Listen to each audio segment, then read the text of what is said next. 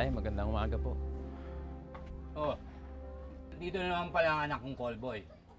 Anong ginagawa mo dito? Di ba sinabi ko sa'yo huwag ka na umuwi dito? At huwag ka na magbigay ng kahihiyan?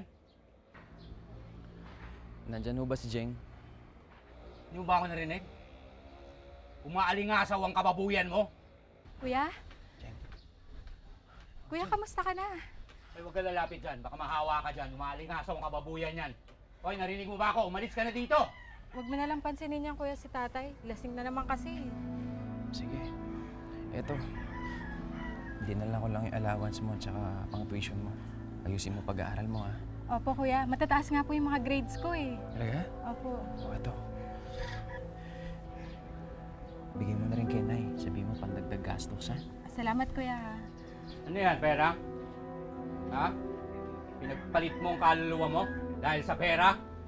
Masusunog ka sa impyerno! Kinaiiyak kita. Callboy!